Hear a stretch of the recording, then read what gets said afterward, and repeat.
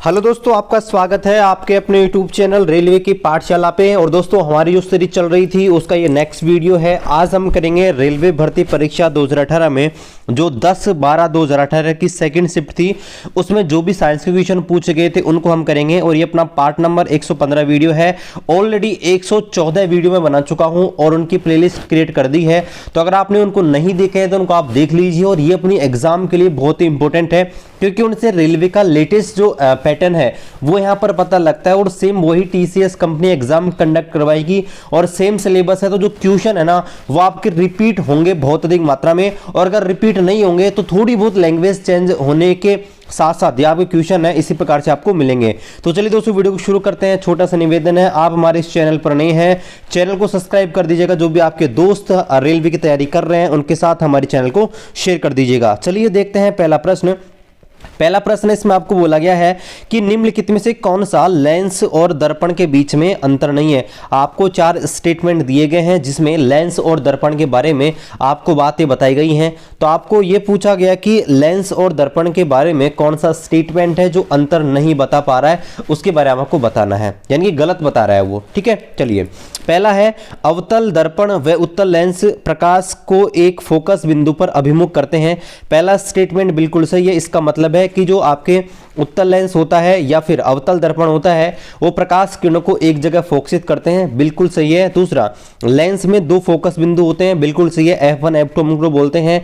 तीसरा स्टेटमेंट है कि उत्तल दर्पण व अवतल लेंस प्रकाश को अभिमुख करते हैं। ठीक है, ये जो स्टेटमेंट है आपका गलत हो जाएगा, क्योंकि उत्तल दर्पण होता है और आपका अवतल लेंस होता है प्रकाश को फैला देते हैं, ना कि अभिमुख करते हैं, यानी कि वो आपके डाइवर्जेंस कर देते हैं, ना कि कन्वर्जेंट। इसलिए ऑप्शन नंबर 3 है ये, यहां पर इसका राइट आंसर आ जाएगा। चलिए बढ़ते हैं अगले प्रश्न की ओर। अगला प्रश्न आपको बोला गया है निम्नलिखित में से कौन सा स्टेटमेंट है आपका सत्य है। अब देखिए यहाँ पर जो स्टेटमेंट दिए गए ना, यहाँ पर देखिए 2 या 2 से अधिक प्रतिरोधों को जोड़ने के ऊपर बात की गई है। दोस्तों मैं आपको ना यहाँ पर साइड में वो चीजें इसको क्लियर कर देता हूँ और फिर अपन क्वेश्चन को पढ़ेंगे। अब देखिए जो प्रतिरोध होते हैं, रेजिस्टेंस होते हैं, उनको 2 प्रकार से अपन जोड़ सकते हैं। ठीक है, आपके जो परिपथ होते हैं उनमें, और मैं ऑलरेडी इसके ऊपर आपकी वीडियो बना चुका हूँ 5000 वाली सीरीज के अंदर। तो यहाँ पर एक होता है श्रेणीक्रम, यानी कि सीरीज कॉम्बिनेशन। इसमें क्या होता है, मान लीजिए एक रेजिस्टेंस ये है, ये दूसरा रेजिस्टेंस है, ये तीसरा रेजिस्टेंस है, यानी कि R1 R2 R3 इस प्रकार से बहुत सारे रेजिस्टेंस जुड़े होते हैं। अब इसमें क्या होता है कि यहाँ से जो करंट दिया जाता है ना वही करंट यहाँ पर होता है, मतलब यहाँ पर I है ना, ये यहाँ पर सेम रहती है। विद्युत धारा का मान क्या होता है आपका सेम रहता है, जबकि विभवांतर क्या होता है अलग अलग होता है। एक आपका होता है समांतर क्रम, जिसको बोलते हैं आपका पैरेलल कॉम्बिनेशन। इसमें क्या होता है, इसमें आपके एक प्रतिरोध इस प्रकार से जुड़ेगा, ठीक है, दूसरा इसके समांतर जुड़ेगा, तीसरा इसके समांतर जुड़ेगा, मतलब ये R1 R2 R3 इस प्रकार से जुड़ते हैं। अब यहाँ पर आपको एक चीज ध्यान रखनी, यहाँ पर जो धारा का मान होता है तीनों में, इसका I1 होता है, इसका I2 होता है, इसका I3 होता है, जबकि विभवांतर यहाँ पर सेम होता है। यानी कि आपका जो श्रेणी क्रम होता है उसमें विद्युत धारा सभी प्रतिरोधों में समान रूप से बहती है, जबकि आपके जो आपका समांतर क्रम होता है ना, उसमें क्या होती है अलग अलग होती है। श्रेणी में समान बहेगी सब में, लेकिन आपके समांतर क्रम के जो प्रतिरोध होते हैं उनमें विद्युत धारा क्या होती है अलग अलग होती है। अब यहाँ पर आपको बहुत सारे स्टेटमेंट दिए गए हैं, आपको पता लगाना है कौन सा स्टेटमेंट सही है। तो देखिए पहला कि श्रेणी क्रम में जुड़े गए 2 या 2 से अधिक प्रतिरोध होते हैं तो उनमें धारा का मान समान होता है, ये स्टेटमेंट बिल्कुल सही है। ठीक है, दूसरा तीसरा चौथा चेक करने की जरूरत है नहीं, क्योंकि आपको यही पूछा है कौन सा सत्य है, तो पहला स्टेटमेंट ही सत्य है। चलिए अगले प्रश्न की ओर आते हैं। अगला प्रश्न आपको बोला गया कि आधुनिक आवर्त सारणी में, यानी कि मॉडर्न पीरियड टेबल, जिसको 1913 में हेनरी मोजले नामक वैज्ञानिक ने दिया था, तो इसमें आपके सबसे कम सक्रिय तत्व कौन से होते हैं। अब दोस्तों मैं आपकी जानकारी के लिए बता दूं कि आधुनिक आवर्त सारणी में वर्ग 18 तत्व होते हैं ना, उनको निष्क्रिय गैस, उत्कृष्ट गैस, आपके नोबल गैस बोलते हैं। इनका अंतिम कोश पूरा भरा हुआ होता है, इसलिए ये सबसे कम एक्टिव होते हैं। इसलिए आपका जो ऑप्शन नंबर 3 है ना, इसका राइट आंसर आ जाएगा, क्योंकि आदर्श गैस बहुत सारे नाम है इस ग्रुप के। ठीक है, तो ऑप्शन नंबर 3 है, इसका राइट आंसर आ जाएगा कि आपके वर्ग 18 के एलिमेंट होते हैं सबसे कम सक्रिय होते हैं, क्योंकि इनका अंतिम कोश भरा होता है इसलिए। ठीक है, चलिए अगला जो प्रश्न है वो है कि निम्न में से कौन सा गति का समीकरण नहीं है। गति के 3 समीकरण आपके न्यूटन के द्वारा दिए गए थे और आपको बताना है कौन सा एक गति का समीकरण नहीं है। तो देखिए पहला है v बराबर यू प्लस ए टी, ये समीकरण है। दूसरा है v square minus u square बराबर 2s, ये भी है। तीसरा है एस बराबर u t plus half a t square, ये भी है। लेकिन चौथा आपका v माइनस यू बराबर ए या v बराबर यू माइनस ए, ये आपका नहीं है, इसलिए ये वाला आपका क्या है, गति का समीकरण नहीं है। ऑप्शन नंबर आपका 4। ठीक है, चलिए अगला प्रश्न यह है कि अधातुएं होती हैं आमतौर पर किस गुण के कारण अधिक विद्युत ऋणात्मक होती है। अब पहले तो मैं आपको यह बता दूं कि विद्युत ऋणात्मक का मतलब क्या होता है। विद्युत ऋणात्मक का मतलब होता है कि आपके इलेक्ट्रॉन से बंधे हुए आपके इलेक्ट्रॉन जब किसी बंध में बंधे होते हैं तो इलेक्ट्रॉन के बंधे हुए इलेक्ट्रॉनों को आपके आकर्षित करने की प्रवृत्ति होती है, उसे हम बोलते हैं विद्युत ऋणता। क्या? विद्युत ऋणता यानी कि इलेक्ट्रोनेगेटिविटी। अब यहाँ पर क्या होता है कि जिसके पास इलेक्ट्रॉन की सबसे ज़्यादा कमी होती है, मतलब मान लीजिए आपको कोई ऐसा एलिमेंट है जिसके पास एक ही इलेक्ट्रॉन की कमी है, तो वो चाहता है कि वो अपना अष्टक पूरा कर ले। ठीक है, तो यहाँ पर जो आपके विद्युत ऋणता होती है उसका क्रम होता है आपका ये FON, ये ट्रिक आपको याद कर लेनी है। यानी कि फ्लोरीन आधुनिक आवर्त सारणी में सबसे अधिक इलेक्ट्रोनेगेटिव है, यानी कि विद्युत ऋणात्मक है। उसके बाद में ऑक्सीजन है, उसके बाद में नाइट्रोजन है। यहाँ पर फ्लोरीन का आकार अपने वर्ग में सबसे छोटा होता है, ये वर्ग होता है 17 FClBr। तो यहाँ पर आपका सबसे छोटा आकार होता है। तो यहाँ पर आपको ध्यान रखना है कि विद्युत ऋणता होती है वो आकार के ऊपर डिपेंड करती है। इसका आकार छोटा होता है, उसकी विद्युत ऋणता उतनी ज़्यादा होती है। तो यहाँ पर देखते हैं ऑप्शन नंबर आपका 4 है, इसका राइट आंसर आ जाएगा कि छोटी परमाणु त्रिज्या, और त्रिज्या ही आकार का निर्धारण करती है, इसलिए ऑप्शन 4 है ना, इसका राइट आंसर आ जाएगा। चलिए अगला प्रश्न देखते हैं। अगला जो प्रश्न है वो ये है कि किस ऊतक में कोशिकाओं के बीच व्यापक दूरी होती है, मतलब ज्यादा दूरी कौन से ऊतक में पाई जाती है। तो ये आपके जो कार्टिलेज होते हैं ना, उनके बीच आपके जो डिस्टेंस होती है वो थोड़ी ज़्यादा पाई जाती है। तो यहाँ पर आपका जो ऑप्शन नंबर 3 है, इसका राइट आंसर आना चाहिए उपास्थि यानी कि कार्टिलेज। ठीक है, कार्टिलेज। ठीक है, चलिए अगला प्रश्न ये कि स्थिर बल लगाने पर एक m द्रव्यमान द्वारा विश्राम अवस्था से तय किए जाने के लिए आवश्यक गतिज ऊर्जा किसके समानुपाती होती है। अब दोस्तों ये जो क्वेश्चन है ना, इसमें मेरे को भी थोड़ा सा कंफ्यूजन सा इसलिए लग रहा है क्योंकि यहाँ पर देखिए, यहाँ पर गतिज ऊर्जा की बात हो रही है। यानी कि मान लीजिए आपका कोई वस्तु है, जब उसके ऊपर हमने फोर्स लगाया, ठीक है, इसके ऊपर हमने फोर्स लगाया और फोर्स लगाने के बाद इसमें मूवमेंट शुरू हो गया, मतलब गतिज ऊर्जा उत्पन्न हो गई। तो गतिज ऊर्जा का फॉर्मूला होता है 1/2 mv²। इसलिए यहाँ पर जो इसकी गतिज ऊर्जा होती है ना, वो इसके मास के यानी कि द्रव्यमान के समानुपाती होनी चाहिए और इसके वेग है उसके वर्ग के समानुपाती होनी चाहिए। लेकिन यहाँ पर ऑप्शन में ना आपको वेग तो दिया नहीं है, तो यहाँ पर ऑप्शन नंबर 1 आना चाहिए, लेकिन रेलवे ने ना ऑप्शन नंबर 3 माना था। हो सकता है कि आंसर के मिस्टेक हो, क्योंकि आपका गति ऊर्जा का फॉर्मूला होता है 1/2 mv²। तो यहाँ पर आपका m यानी कि मास के समानुपाती है, ऑप्शन नंबर 1 है, इसका राइट आंसर होगा। ठीक है, चलिए अगले प्रश्न की ओर बढ़ते हैं। अगला जो प्रश्न है वो है कि अधातुओं के ऑक्साइड जो होते हैं वो आमतौर पर कैसे होते हैं। ठीक है, अब मैं आपको बता दूं कि आपके धातु होते हैं ना, इनके जो ऑक्साइड होते हैं, धातु क्या होती हैं, जैसे आपका सोडियम है, ठीक है,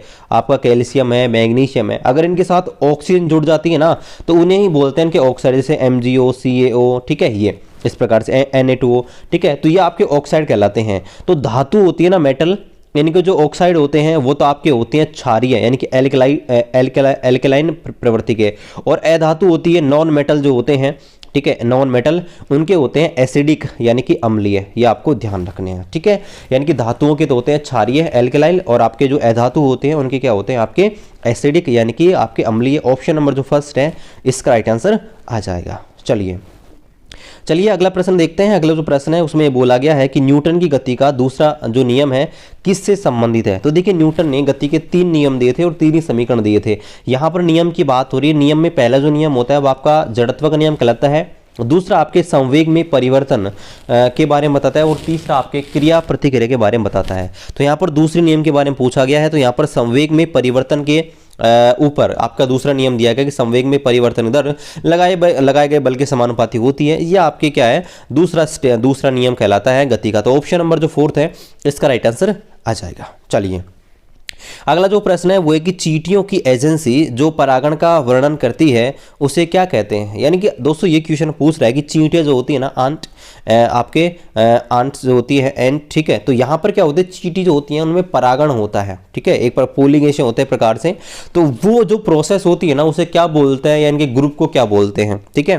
तो इस ग्रुप को बोलते हैं आपके मिर मैकोफ, या आपका जो ऑप्शन नंबर सेकंड है ना इसको बोलते हैं आपका मिर मैकोफिली, ठीक है, मिर मैकोफिली इस प्रोसेस को बोलते हैं। ऑप्शन नंबर जो सेकंड है इसका राइट आंसर आ जाएगा, ठीक है। चलिए अगला जो प्रश्न है वो ये कि एम द्रव्यमान की एक वस्तु 4 किलोमीटर प्रति घंटे की चाल से चल रही है और वह चलते चलते एक दूसरी वस्तु जिसका द्रव्यमान है 3 किलो, ओके, यहाँ पर 3 किलो नहीं आएगा, यहाँ पर 3m आएगा, ओके, मैं इसको सही कर लेता हूँ, ठीक है, बाद में क्वेश्चन वो करेंगे तो आपको फिर क्वेश्चन में आपके प्रॉब्लम होगा। 3m, ठीक है, तो यहाँ पर ओके, हिंदी इंग्लिश में मैं कर लेता हूँ 3m, ओके ओके। चलिए अब जो क्वेश्चन है आपसे ये कह रहा है कि आपके एम द्रव्यमान की एक वस्तु थी जो आपके 4 किलोमीटर प्रति घंटे की चाल से चल रही थी। ये आपके कोई वस्तु थी जो आपके 4 किलोमीटर प्रति घंटे की चाल से चल रही थी, ठीक है। अब यहाँ पर रास्ते में इसको दूसरी वस्तु मिली जिसका द्रव्यमान था 3m, ठीक है। अब जब इससे टकराई तो ये जो दूसरी वाली वस्तु थी ये आपके शून्य अवस्था में थी, मतलब विराम अवस्था में थी, और टकराने के बाद दोनों एक साथ आगे बढ़ने लगी यहाँ के बाद। तो आपसे पूछा है कि वह वेग ज्ञात कीजिए जिसके साथ ये दोनों एक साथ आगे बढ़े हैं। तो यहाँ पर लगाएंगे आपका संवेग संरक्षण का रूल, ठीक है। तो देखिए कैसे लगाएंगे, यानी कि m1 आपको पहले बता दिया है मैंने, m1 v1 plus m2 v2, rifle वाला क्वेश्चन अपन ने कल किया था, कल भी ऐसा क्वेश्चन किया था। ये फॉर्मूला होता है, ठीक है, ये बड़ा फेमस फॉर्मूला है और यहाँ पर टक्कर जो होती है ना उनके ऊपर ये क्वेश्चन आपके जो फॉर्मूला आता है अप्लाई होता है। m1 क्या है, आपकी पहली वस्तु, इसका द्रव्यमान है m, आपको दिया गया है यहाँ पर। v1 क्या है, इसका वेग जो आपको दिया है 4 किलोमीटर प्रति घंटे। इसको हम ना ऐसे कैसे रहने देते हैं, किलोमीटर प्रति घंटे में का किलोमीटर घंटे कोई चेंज नहीं करते हैं क्योंकि ऑप्शन आपको किलोमीटर प्रति घंटे में ही थे, इसलिए चेंज करने की जरूरत नहीं है, ठीक है। प्लस m2 यानी कि दूसरी वस्तु का द्रव्यमान कितना है 3m, लिख लिया 3m, इंटू v2 क्या है, विश्राम अवस्था में थी तो 0, बराबर m1 प्लस m2 यानी कि m plus 3m into we, ठीक है, वी तो हमको ज्ञात ही करना है।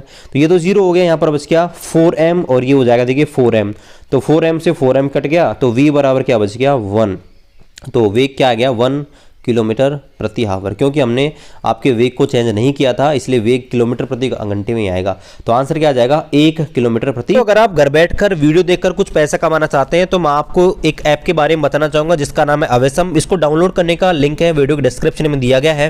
तो जैसे आप डाउनलोड करेंगे आपको इस प्रकार का इंटरफेस यहाँ पर मिल जाएगा। तो यहाँ पर सबसे पहले आपको आ जाना है माई वाले सेक्शन के ऊपर। तो यहाँ आने के बाद आपको यहाँ पर नीचे जाना है, आपका जो प्रोफाइल वाला पर्सनल इन्फॉर्मेशन सेक्शन है यहाँ पर। तो जैसे आप इसके ऊपर क्लिक करेंगे यहाँ पर आपको जो डिटेल है यहाँ पर एक तो ये वाली इन्फॉर्मेशन है और एक यहाँ वाली दो चीजें आपको यहाँ पर एडिट कर लेनी है। एक तो आपका जो बिंड बैंक है वो यहाँ पर ऐड करना है और एक यहाँ पर पासवर्ड। तो बिंड बैंक पे जाएंगे तो यहाँ पर आपका नेम है, अकाउंट नंबर, IFSC यहाँ पर मांगेगा, इनको भरकर आपको सेव कर देने हैं। और पासवर्ड फॉर फंड इस पे जाकर भी आपको आपका जो पासवर्ड है यहाँ पर एक बार सेट करना पड़ेगा, ठीक है। तो सेट करने के बाद यहाँ पर आपको आना है। यहाँ पर आपको बहुत सारे टास्क मिल जाएंगे होम पेज पर आने के बाद, जैसे कि फेसबुक वाले टास्क है, इसके बाद में यूट्यूब वाले टास्क है, ट्विटर के, इंस्टाग्राम पे और अदर। यहाँ पर देखिए तो यहाँ पर कोई सा भी टास्क है इसको आप कंप्लीट कर सकते हैं। जो वाला टास्क है इस पे आपको क्लिक करता हूं तो यहाँ पर देखिए मेंबर डेली टास्क 2 पे क्लिक करता हूं तो यहाँ पर देखिए आपको बहुत सारे ऑप्शन मिलेंगे और 6-6 रुपए करके आपको मिलते जाएंगे। तो यहाँ पर जो फर्स्ट वाला ऑप्शन है इसमें मैं क्लिक कर देता हूँ। तो यहाँ पर मैं इस जंप वाले सेक्शन पे क्लिक कर देता हूँ और जंप वाले सेक्शन पे जैसे मैं जाऊँगा यहाँ पर एक फेसबुक पेज है यहाँ पर खुलेगा। उसको क्या करना है, आपको वीडियो को देख लेना है। यहाँ पर इनके जो पेज है इसको फॉलो करना पड़ेगा एक बार, ठीक है। तो यहाँ पर आप लॉग आउट करके एक बार को फॉलो कर सकते हैं। आपको स्क्रीन पे बहुत सारे टास्क मिल जाएंगे। जो भी टास्क आपको कंप्लीट करना है उसके ऊपर क्लिक करना है, कोई सा टास्क आप चूज कर सकते हैं। जैसे फेसबुक वाला टास्क है इसको आपको पूरा करना है तो यहाँ पर मेंबर वाले सेक्शन पे क्लिक करेंगे तो यहाँ पर देखिए रिसीविंग इस पे आपको कोई से भी 2 के ऊपर आपको क्लिक कर देना है, ठीक है। अब मैंने ऑलरेडी यहाँ पर कर दिया तो यहाँ पर आपको मैं बैक लेके दिखा देता हूँ। अब यहाँ पर टास्क वाले सेक्शन पे आएंगे तो यहाँ पर देखिए टास्क आपको कंप्लीट करने पड़ेंगे। डेली के 2 टास्क आएंगे 6 रुपये के। इसको आप जैसे करेंगे सबमिट वाले सेक्शन पे क्लिक करना है और यहाँ पर देखिए पहले ना अपन को यहाँ पर आ गया और यहाँ पर देखिए जो अभी हमने वीडियो देखा था, यहाँ पर जंप जाकर आपको जाना है और जंप में जाने के बाद यहाँ पर जो भी है इसकी वीडियो देख लीजिए एक बार। और यहाँ पर इनका जो पेज है इसको लाइक करने के बाद एक स्क्रीनशॉट आपको ले लेना है और बैक आ जाना है वापस से सबमिट टास्क पे क्लिक करना है। यहाँ पर आपको जो फोटो है यहाँ पर क्लिक करके आपकी जो फोटो भी आपने स्क्रीनशॉट ली है उसको यहाँ पर शेयर कर देनी है, क्योंकि स्क्रीनशॉट लेने के बाद यहाँ पर आपको जो स्क्रीनशॉट आपने लिया है उसको यहाँ पर आपको शेयर कर देना है। और शेयर करने के बाद आपको यहाँ पर सबमिट टास्क पे क्लिक करना है। यहाँ पर सक्सेस हो गया और आपका जो अमाउंट है आपको जल्द ही क्रेडिट कर दिया जाएगा। और यहाँ पर देखिए यहाँ माई वाले सेक्शन पे आने के बाद आपको जो अमाउंट है यहाँ पर शो हो जाएगा। तो यहाँ पर ना बहुत सारे तरीके हैं जिनसे आप पैसे भी कमा सकते हैं, जैसे कि आपका इनवाइट फ्रेंड वाला सिस्टम है, यहाँ पर ना आप बहुत सारे पैसे कमा सकते हैं यहाँ पर इनवाइट करके, ठीक है। यहाँ पर इनका प्रोग्राम होता है जिनके माध्यम से यहाँ पर आप हज़ारों रुपए कमा सकते हैं, ठीक है। तो ये यहाँ पर इनका इन्विटेशन सिस्टम है, इससे आप क्या पैसे कमा सकते हैं। और जीते हुए पैसे हैं अगर आपको विड्रॉल करना चाहते हैं तो यहाँ पर का माई वॉलेट है, इस पर क्लिक करना पड़ेगा। यहाँ पर देखिए अभी मेरे पास 1500 रुपये है, आप इनका रिचार्ज भी कर सकते हैं और विड्रॉल भी कर सकते हैं। तो यहाँ पर देखिए अगर मैं यहाँ पर विड्रॉल पे क्लिक करता हूँ तो यहाँ पर विड्रॉल अमाउंट आपसे मांगेगा, आपको जो भी पैसे यहाँ पर भर देने हैं और आपका पासवर्ड है यहाँ पर भरकर आप यहाँ पर विड्रॉल लगा सकते हैं। मेरा यहाँ पर विड्रॉल भी कंप्लीट हो चुका है। यहाँ पर मैं आपको विड्रॉल वाले सेक्शन पे आकर दिखा देता हूँ। यहाँ पर 2 बार मैंने विड्रॉल कर लिए हैं। एक बार मैंने 1500 रुपये विड्रॉल किए हैं, उसका जीएसटी कटने के बाद 1230 रुपये आ गए हैं। और एक मैंने यहाँ पर 1000 रुपये विड्रॉल किए थे तो उसका 820 रुपये मुझे आया है। तो यहाँ पर अधिक जानकारी के लिए वीडियो की डिस्क्रिप्शन है, यहाँ पर चेकआउट कर सकते हैं और वीडियो को आप वीडियो के डिस्क्रिप्शन में जाकर इसको डाउनलोड कर सकते हैं। घंटा। चलिए अगला जो प्रश्न है वो ये कि आधुनिक आवर्त सारणी में कितने ग्रुप्स हैं। बड़ा सिंपल सा प्रश्न है। मॉडर्न पीरियड टेबल में आपके 18 ग्रुप्स होते हैं, ये आपको ध्यान रखने हैं, और 7 पीरियड होते हैं, ठीक है। यानी कि 7 आपके क्या होते हैं, आवर्त होते हैं और 18 वर्ग होते हैं, ठीक है। चलिए अगला जो प्रश्न है वो ये है। अब देखिए यहाँ पर ना मेन चीज है आपके लैंग्वेज। 2018 में जो परीक्षा हुई थी ना उसमें लैंग्वेज ही लैंग्वेज थी, मतलब प्रश्नों में क्वेश्चन बड़े सिंपल थे लेकिन इनडायरेक्टली आपसे क्वेश्चन पूछे गए थे, इसलिए कंफ्यूज हो गए थे स्टूडेंट। अब देखिए ये जो क्वेश्चन इसको आप देखिए कि ओलंपिक खेल में एक धावक है जो 10 सेकंड में 100 मीटर की डिस्टेंस ट्रेवल करता है, तो इसकी गतिज ऊर्जा कितनी है, ठीक है। अब देखिए गतिज ऊर्जा के लिए आपका पता है फॉर्मूला होता है 1/2 mv², लेकिन हमको m नहीं दिया। यही तो लॉजिक है ना, मतलब यही तो प्रश्न की भाषाएं हैं इतनी घुमा फिरा करके। चलिए करते हैं इस प्रश्न को। तो 1/2 m नॉर्मल मान लेते हैं कि जो व्यक्ति है उसका वजन 50 किलो मान लेते हैं m, ठीक है भाई। 50 किलो का धावक होगा ही होगा, नॉर्मली मान लेते हैं 50 किलो का। अब v क्या हो जाएगा, वेग क्या होता है भाई, वेग होता है दूरी बटे जो चाल होती है आपके होती है वो दूरी बटे समय होती है। तो 100/10 यहाँ पर देखिए इससे निकाल सकते हैं अपन, जो v निकाल लेंगे इधर साइड में, ठीक है। तो 100/10 तो वेग आ गया, वो आ गया 10, 10 का स्क्वायर करना है। 10 का स्क्वायर क्या होता है 100, तो यहाँ पर 2 से इसको काटते हैं 50, तो 50 × 50 बराबर क्या हो जाएगा 2500। तो लगभग वैल्यू जो आई, अगर हमने जो धावक है उसका वजन अगर 50 किलो माना तो यहाँ पर वैल्यू अपने पास है ये 250। तो यहाँ पर 250 जो लगभग कहाँ पर मैच हो रही है, यहाँ पर ऑप्शन नंबर फर्स्ट है, क्योंकि यहाँ पर देखिए इतनी सारी तो आ नहीं सकती और धावक है कोई छोटा सा तो हो नहीं सकता कि इसका 200 से 500 के बीच आए। यानी कि एवरेज एक धावक है जिसका वजन मैंने आपके 50 किलो लिया है, तो ऑप्शन नंबर फर्स्ट है ना, इसका राइट आंसर आ जाएगा। देखिए क्वेश्चन मतलब कितना घुमा फिरा कर दिया है, तो ऑप्शन नंबर फर्स्ट है ना, इसका राइट आंसर आ जाएगा कि 2000 से और 5000 के जूल के बीच उसकी जो गतिज ऊर्जा यहां पर होगी। चलिए अगला जो प्रश्न है वो है कि प्रणोद या थ्रस्ट होता है उसकी एसआई इकाई क्या होती है। तो प्रणोद होता है ना एक प्रकार का बल ही होता है, तो इसकी जो इकाई होगी वो आपकी न्यूटन होती है। ऑप्शन नंबर थर्ड है, इसका राइट आंसर आ जाएगा। ऑलरेडी मैं आपको 5000 वाली सीरीज में इसके बारे में बता चुका हूं। अगला जो प्रश्न है इसको करने के लिए आपको थोड़ा सा एक्स्ट्रा दिमाग चाहिएगा। देखिए कैसे। 5वीं कोश में या 5वीं कक्षा में 3 इलेक्ट्रॉन प्राप्त करके स्थायी बनने वाले अणु की परमाणु संख्या बताइए, ठीक है। क्वेश्चन देखिए मैं आपको समझा देता हूं बड़ी प्यार सी भाषा में। देखिए क्वेश्चन ऐसे बोल रहा है कि भाई एक ऐसा एलिमेंट है जो आपके 5वें कोश में है।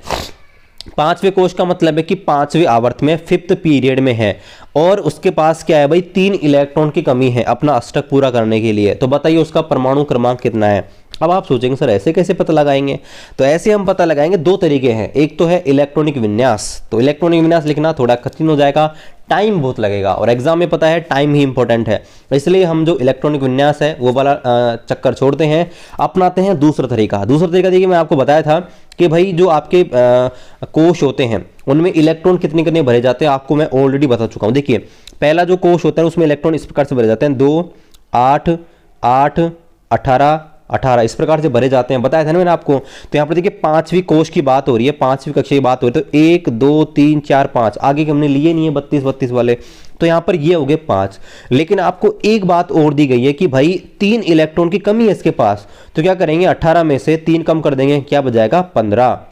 अब ऐड कर दीजिए सबको, बस यही इसका आपका परमाणु संख्या जाएगी। 8 और 2 10 और 10 और 8 18 और 18 18 36 और 36 और ये कितने थे 15, तो 36 और 15 कितने हो गए 51। तो ऑप्शन देख लीजिए, ऑप्शन नंबर फर्स्ट है ना, इसका राइट आंसर आ जाएगा। बड़ा सिंपल सा है वैसे तो, लेकिन आपको देखने में जो क्वेश्चन है आप सोच रहे हैं सर ये जो क्वेश्चन है कैसे करेंगे, है ना, वैसे है बड़ा सिंपल सा। चलिए अगला प्रश्न ये है कि आनुवंशिक जानकारी अणुओं की एक लंबी श्रृंखला के द्वारा स्थानांतरित हो जाती है, इन अणुओं को क्या कहते हैं। देखिए ये ऐसे बोलना चाह रहा है कि भाई आपके एक गुण होते हैं, माता पिता गुण होते हैं, वो बच्चों में आते हैं, ठीक है, वो आपके डीएनए के थ्रू, गुणसूत्रों के थ्रू आते हैं, ठीक है।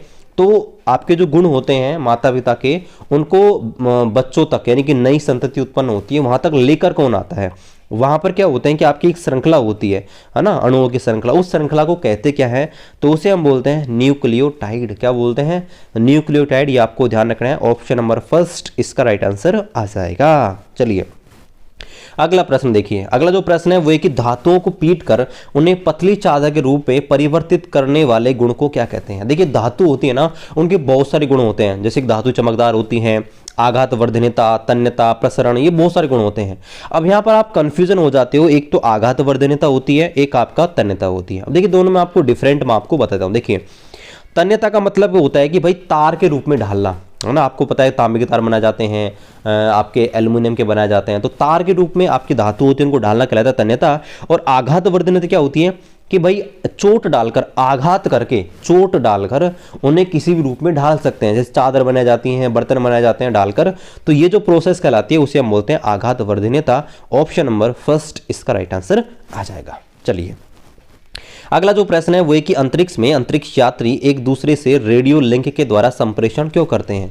इसका मतलब है कि क्वेश्चन आपसे ऐसे कहना चाहता है कि भाई अंतरिक्ष यात्री, मान लीजिए 2 अंतरिक्ष यात्री हैं, वो आपके अंतरिक्ष में गए हैं, अब वो आपस में बात करना चाहते हैं, पास पास खड़े हैं, बिल्कुल पास पास खड़े हैं, कान से कान लगाकर खड़े हैं, है ना, फिर भी वो मतलब उनको आपकी आवाज़ है वो सुनाई नहीं देगी। क्यों सुनाई नहीं देगी, तो ऐसा इसलिए होता है कि अंतरिक्ष में ना आपकी ध्वनि, अंतरिक्ष में क्या होता है कि वायुमंडल नहीं होता, और ध्वनि होती है, ध्वनि तरंग होती हैं, उन्हें अनुदैर्घ्य तरंग होती है, ध्वनि तरंग होती है, एक प्रकार की अनुदैर्घ्य तरंग होती है, और अनुदैर्घ्य तरंग होती है ना, इनको आपके प्रसारण के लिए माध्यम की आवश्यकता होती है, इसलिए अंतरिक्ष में कोई माध्यम होता नहीं है, मीडियम उपस्थित नहीं होता है, इसलिए ध्वनि तरंग होती है ना वो वहां पर सुनाई नहीं देती हैं। इसलिए ऑप्शन नंबर जो सेकंड है इसका राइट आंसर आ जाएगा कि भाई ध्वनि तरंगें होती है, अंतरिक्ष में ट्रेवल नहीं कर सकती, क्योंकि ट्रेवल करने के लिए माध्यम की आवश्यकता होती है, इसलिए आपकी जो अंतरिक्ष यात्री होती हैं वो आपके रेडियो लिंक के द्वारा, मतलब उपकरण लगाते हैं आपके रेडियो वाले, रेडियो फ्रीक्वेंसी वाले, उनके माध्यम से एक दूसरे से बात करते हैं, जैसे हम फोन में बात करते हैं वैसे।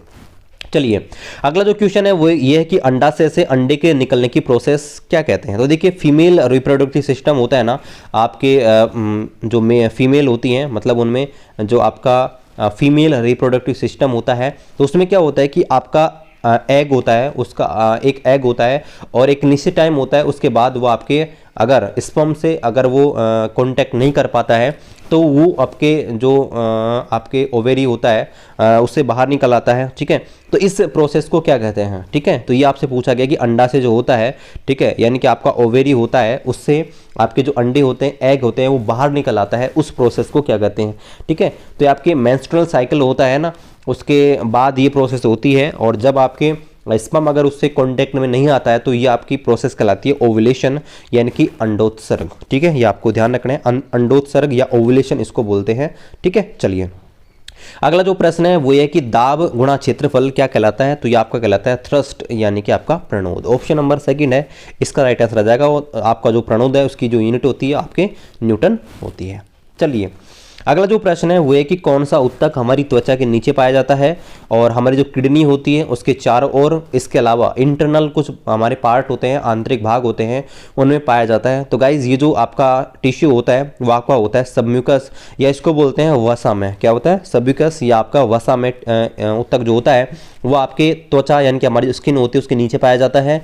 किडनी के चारों ओर पाया जाता है और कुछ इंटरनल आपके ऑर्गन्स होते हैं उनके बीच पाया जाता है। ऑप्शन नंबर फर्स्ट है इसका राइट आंसर आ जाएगा। चलिए अगला जो क्वेश्चन है वो है कि कौन सा स्टेटमेंट सत्य नहीं है। आपको कुछ स्टेटमेंट दिए गए हैं, आपको बताना है कौन सा कथन है आपका सत्य नहीं है। पहला देखिए यहाँ पर आपको दिया गया है, ओके, यहाँ पर आपको दिया गया पहला कि कैल्शियम फास्फेट से आपका दंत वल्क बना होता है, मतलब आपका दांत का जो ऊपर वाला भाग होता है ना, आपका कैल्शियम फास्फेट का बना हुआ होता है, जो शरीर का सबसे कठोर भाग होता है। बिल्कुल सही है पहला स्टेटमेंट। दूसरा कि टूथपेस्ट का उपयोग हम अतिरिक्त अम्ल को निष्क्रिय करने में और दंत क्षय को रोकने में करते हैं। बिल्कुल सही है।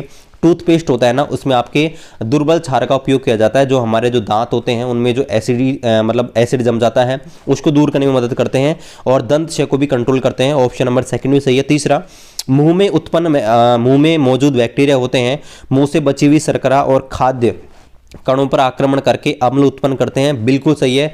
तीसरा स्टेटमेंट, मान लीजिए आपने भोजन कर लिया और भोजन करने के बाद अगर आप ब्रश नहीं करते हो तो जो भी आपका भोजन है दांतों के बीच फंस जाता है, उससे बैक्टीरिया जो होते हैं क्रिया कर लेते हैं और आपको पता है दांतों में दंत क्षय हो जाता है, आपके दांत खराब होने लग जाते हैं। तो ये स्टेटमेंट भी सही है। जबकि चौथा स्टेटमेंट ये है कि जब मुंह के पीएच का मान 5.5 से अधिक हो जाता है तो दंत क्षय शुरू हो जाता है। ये स्टेटमेंट गलत है, क्योंकि 5.5 से कम होता है ना तब जाके आपका दंत क्षय शुरू हो जाता है। पीएच वैल्यू 5.5 से कम होती है तब जाकर आपका दंत क्षय होता है। यहाँ पर आपको 5.5 से अधिक दिया है जबकि 5.5 से कम होता है। ठीक है, ऑप्शन नंबर 4 है इसका राइट आंसर आ जाएगा। अगला प्रश्न भी आपके पीएच स्केल से प्रश्न है। पीएच स्केल आपके सोरेनसन नामक वैज्ञानिक ने दिया था, ऑलरेडी बता चुका हूं, और इसमें पी आपके 0 से 14 तक के अंक लिखे होते हैं। यहाँ पर H+ आयन की सांद्रता होती है, OH माने आयन की सांद्रता होती है। अब यहाँ पर आपको बोला गया कि यदि हाइड्रोजन आयन की सांद्रता बढ़ती है तो बताइए पीएच मान पर क्या प्रभाव पड़ेगा। तो पीएच का फॉर्मूला होता है pH बराबर -log 10H+। तो यहाँ पर जैसे जैसे आपके H+ आयन की सांद्रता बढ़ती है ना, लॉग का मान उतना ही कम होता है, ये आपको ध्यान रखना है। तो यहाँ पर पूछा गया है कि यदि हाइड्रोजन आयन की सांद्रता बढ़ती है तो पीएच पर क्या प्रभाव पड़ेगा। पीएच का मान क्या हो जाएगा, घट जाएगा, डिक्रीज हो जाएगा। ऑप्शन नंबर 4 इसका राइट आंसर आ जाएगा। चलिए देखते हैं अगला प्रश्न। अगला प्रश्न आपको बोला गया है द्रव्यमान बटे आयतन किसके बराबर होता है। तो ये आपका बड़ा सिंपल सा है, डेंसिटी D बराबर m/v आपका होता है। डेंसिटी बराबर मास अपॉन वॉल्यूम। ठीक है, तो ये आपका ऑप्शन नंबर जो है, ऑप्शन नंबर फर्स्ट है, इसका राइट आंसर आ जाएगा। तो गाइस आशा करते हैं आज का वीडियो आपको पसंद आएगा। चैनल पर आप नए हैं, चैनल को सब्सक्राइब कर दीजिएगा। और आपका स्कोर कितना है 24 में से 24 में से कितने मार्क्स आपके आए हैं, और बाकी के वीडियो अगर आपने नहीं देखे हैं प्लेलिस्ट में आकर उसको चेकआउट कर लेना। चलिए मिलते हैं अगले वीडियो में, तब तक जय हिंद जय भारत।